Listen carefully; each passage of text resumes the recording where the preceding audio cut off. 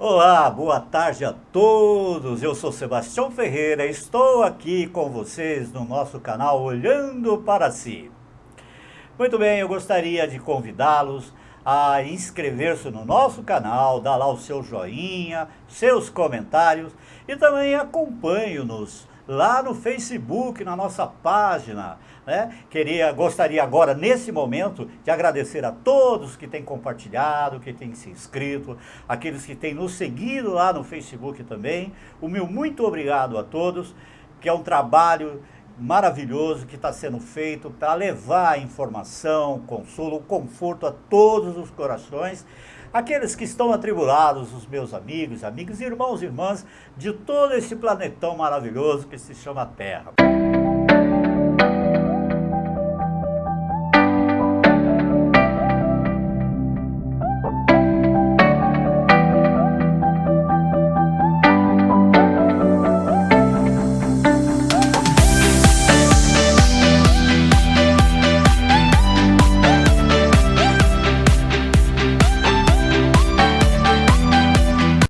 Nós vamos iniciar hoje com a introdução O Reino de Deus. Né? É um texto maravilhoso do Espírito Camilo no livro Educação e Vivência de Raul Teixeira. Esse livro aqui é maravilhoso, gente. Olha, recomendo esta obra para todos, né? Jesus Celeste Amigo. Então vamos começar, só essa introdução para vocês verem a maravilha que é. Reconhecemos que tanto a consciência significa a presença de Deus em nós. Como o reino de Deus é a própria maturidade da consciência e o seu iluminamento e seu burilamento. Espírito Camilo. É maravilhosa essa introdução. E agora iniciamos aqui a preleção já de Amélia Rodrigues, esse espírito maravilhoso, nos trazendo essa leitura na obra Luz do Mundo, de Divaldo Pereira Franco, que é lindo, maravilhoso. Eu vou peço a todos a máxima atenção no texto para refletirmos sobre as palavras desse Espírito maravilhoso e as palavras de Jesus também. Prosseguindo com o ideal de resgatar o Evangelho de Jesus, que permanece esquecido e ignorado por muitos, a benfeitora Amélia Rodrigues descreve um diálogo havido entre o discípulo Tiago e Cristo, o qual não está registrado no Novo Testamento. O referido discípulo questionava intimamente as diretrizes adotadas por Jesus. Ele amava-o profundamente. As palavras do Mestre penetravam a alma do apóstolo Tiago. Todavia, Tiago tinha receio de que a boa nova que Jesus estava implantando não implantasse por definitivo e, com o passar do tempo, caísse em total esquecimento. Este era o receio do apóstolo Tiago. Para evitar essa ocorrência, Tiago entendia que Jesus deveria unir-se aos poderosos, já que apenas convivia com a multidão de mal-cheirosos, dos enfermos, das meretrizes, dos endemoniados e dos aflitos. Caríssimos irmãos, inclusive não poucas vezes Jesus foi acusado pelos fariseus e dos judeus também, não ser encontrado entre os seus seguidores um príncipe, um doutor da lei, alguém que fosse alguma coisa.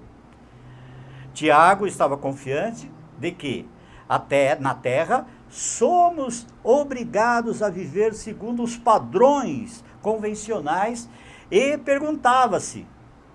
perguntava-se, que reino seria então o que ele se referia e propunha? Aqui que reino era esse que Jesus propunha? Tiago detestava os pecadores, porque a lei mosaica deveria ser cumprida com toda a sua autoridade, e a cada erro deve haver uma correspondente punição. Amados irmãos, em cada manhã clara e profunda, enquanto viajavam entre Cafarnaum e Magdala, o discípulo interessado na fácil instalação do reino de Deus resolve conversar com o nosso mestre Jesus sobre as suas dúvidas. E então Tiago fala assim ao mestre: Rabi, faz algum tempo que encontro-me angustiado por dolorosas interrogações. Como sabes, temos também anseio pelo momento de glorificação do nosso Pai entre os infelizes da terra. Todavia, creio que, cuidando apenas dessa gente que nos cerca, muito difícil será conseguir colimar os objetivos que até reportas e que todos nós desejamos. Rabi, conheço pessoas das classes mais favorecidas que não negariam a contribuir com sua posição, suas moedas, títulos, de modo a facilitarem a penetração dos nossos postulados entre os anciões e os mais representativos membros da nossa raça, que é a raça judaica. Todavia, não se inclinariam eles em aceitar uma comunhão com esses que compartem nossos ideais. Os proletários seriam os pobres infelizes, a ralé sem nome. Mestre, anseio ver-te em Jerusalém, entre os mais expressivos nomes do povo. Glorificado, passará a posteridade entre aqueles filhos de Israel que serão sempre venerados pelas gerações futuras. Essas são as palavras de Tiago a Jesus. Notemos a sábia e bela resposta do Divino Mestre Jesus ao seu discípulo. Ele diz assim: Tiago, tenho falado a todos a mesma linguagem, a linguagem de amor e compreensão. E em verdade as minhas palavras são atos que, inconfundíveis, não podem receber interpretação incorreta, nem se ajustam às malévolas conceituações. Não venho para os sãos, os felizes, os ditosos, o que já receberam da terra o seu galardão, as suas reservas de alegria e as suas concessões de triunfo, enquanto transitório. És livre, Tiago, de minha parte, para avançares pela rota que desejares. Aqueles, porém, que amam ao meu Pai e me servem, faloão ao lado dos atormentados, dos enfermos e dos desventurados. Pois, para que este eu vim, e sou médico das almas, e tenho braços abertos para as dores. O meu coração é fonte de reconforto para os que sofrem. E o reino a que me refiro não possui balizas na terra, nem pode ser compreendido dentro das diretrizes tradicionais do ser humano. Cimentar-se-á no sacrifício dos que amam, e que nada possuindo não receiam perder o que não têm. O Filho do Homem triunfará sim em Jerusalém, na maneira inesquecível, e o seu nome passará à posteridade. Prezados irmãos, Jesus continua: o reino de Deus está dentro de cada um que deseje, não o trabalho externo, antes o resultado do excelente trabalho anônimo e sacrificial, nas noites de silêncio, nos dias de angústia e dor libertadora. Ninguém verá, ninguém o verá, e esse herói, aquele que conseguir realizar, não receberá aplausos, passando entre os homens desconsiderado, incompreendido, malsinado, todavia em paz consigo mesmo, em harmonia com Deus, e eis porque não posso atender às tuas sugestões. Em verdade, percebemos que Tiago, inconscientemente, extravasou a sua dificuldade de conviver com os miseráveis, os enfermos e os pecadores. De fato, estar com os doentes e os necessitados exige de cada um de nós o sacrifício, porquanto estamos acostumados com o relativo conforto da nossa casa, ou utilizamos o tempo com as questões fúteis da nossa vida. Por isso a reencarnação visa a superação de nós mesmos, isto é, lutar contra as nossas más inclinações. De forma que, à medida tomamos consciência da necessidade de mudar, vamos nos empenhando paulatinamente para estar junto daqueles que necessitam o nosso suporte material e moral. Amados irmãos, aliás, no exercício da caridade, somos nós, os maiores beneficiados, porque percebemos que há pessoas em situações mais difíceis que a nossa, e que nos induzirá a evitar reclamações contumazes, e ainda participará a vinculação com as energias nobres da nossa vida, fortalecendo-nos a alegria de viver. Ademais, conviver com os enfermos morais se constitui num desafio espiritual de maior porte, haja vista que esses sempre foram a calúnia, fomentam a calúnia, o ciúme, a desconfiança e a violência. Por isso temos que estar em paz interior para lidar com esse tipo de doente. Esta pacificação interior será resultado da compreensão das limitações morais do próximo, que é um espírito em evolução como nós, de tal sorte que ainda temos muitos defeitos, graves ou mínimos, porque o nosso irmão de jornada evolutiva não poderá tê-lo. Tiago desejava seguir os padrões da sociedade em que vivia, ambicionava ter proteção social, estar com os ricos e as pessoas de destaque. No mundo capitalista atual, muitos mentem a dissimulação para alcançar cargos melhores no emprego, justificam as suas atitudes doentias dizendo que o mundo é competitivo. Preciso fazer de tudo para sobreviver e ganhar salários maiores. Nunca será lícito ganhar algo à custa do sofrimento alheio.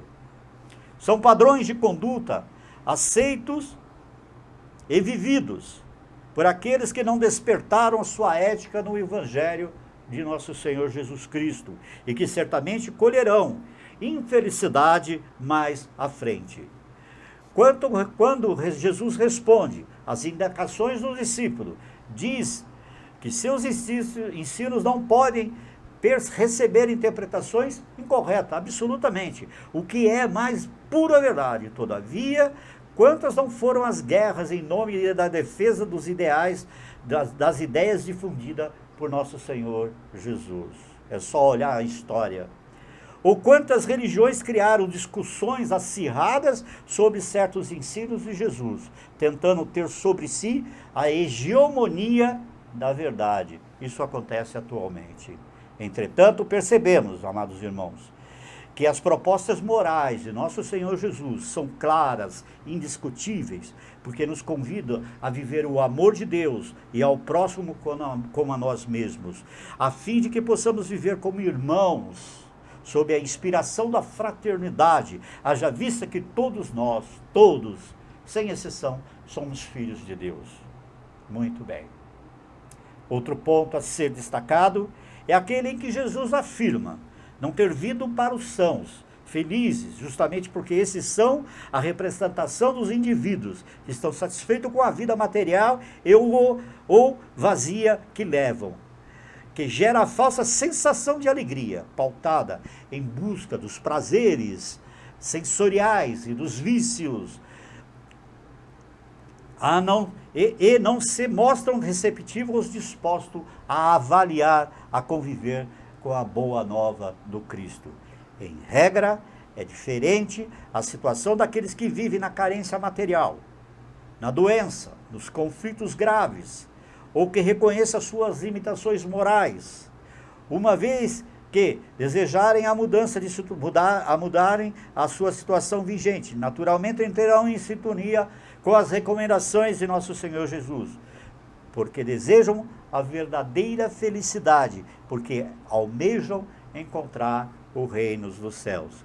Devemos, meus irmãos, plenamente ter a humildade de reconhecer as nossas próprias fragilidades, assim como a necessidade de nos ajustarmos aos valores do Evangelho no escopo de alterar o rumo das nossas vidas.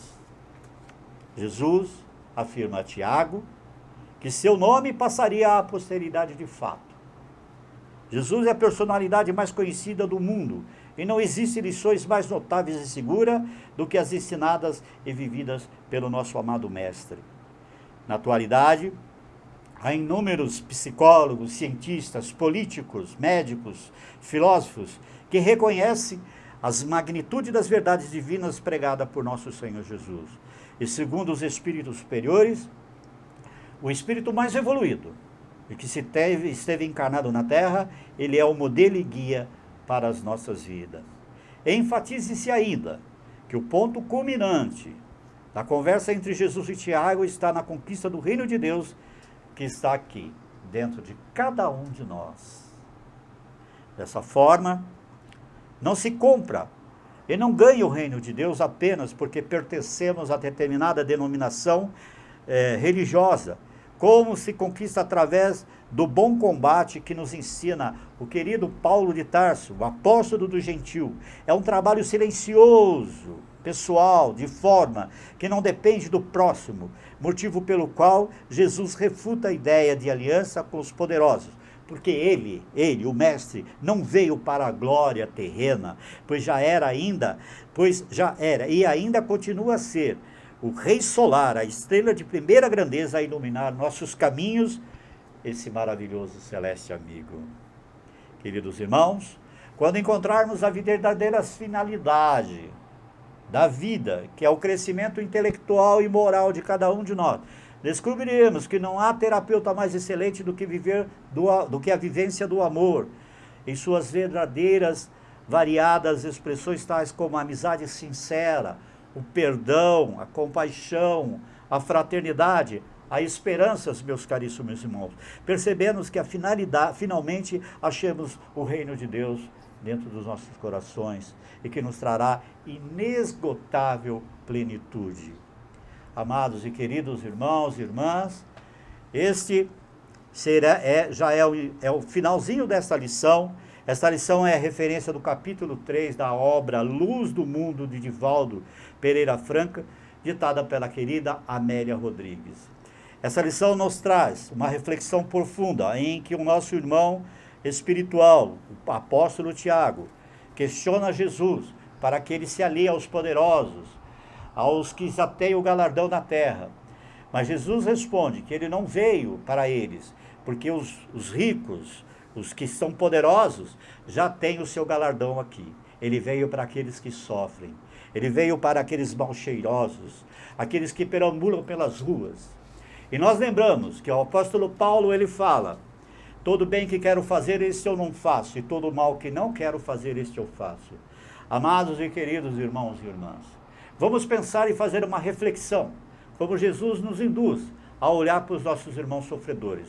Então, eu venho dizer da seguinte forma: quando nós estamos caminhando para o nosso trabalho, para a nossa casa, ou a qualquer lugar que formos, a pé ou no volante do nosso carro, em cima de qualquer tipo de condução, e nós vemos no caminho, caminhando, um irmão que está à margem, sofrendo, embriagado, fedendo, sujo, drogado, caído na calçada, nós não vamos poder ir lá, levantá-lo e carregá-lo como fez o bom samaritano, que socorreu o homem que foi assaltado lá nos evangelhos. Não, mas nós temos por obrigação de praticar o bem que nós não praticamos.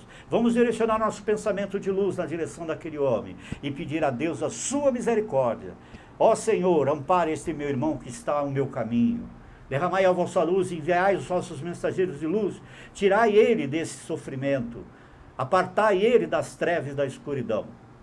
Então, prezados irmãos, esse é o bem que nós podemos fazer a caminho do nosso trabalho, da nossa casa e de qualquer lugar que possamos ir. Só com o nosso pensamento e com o nosso coração, nós podemos praticar a lei do amor e da caridade, junto com esses espíritos bem-aventurados.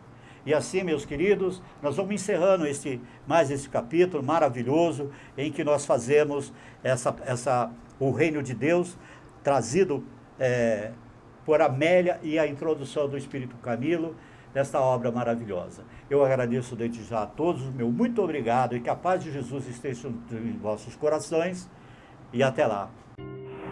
Vocês gostaram do nosso vídeo? Muito bem! Não se esqueça de fazer a sua inscrição, porque é muito importante para que nós possamos nos manter neste canal. E também de dar aquele joinha para nós. E olha, e tem o nosso sininho, acione para poder receber as nossas notificações E também, se você quiser comentar qualquer coisa ou fazer pergunta, eu estou predisposto lá no canal, está respondendo as perguntas de vocês. O meu muito obrigado e até o próximo vídeo. Até lá!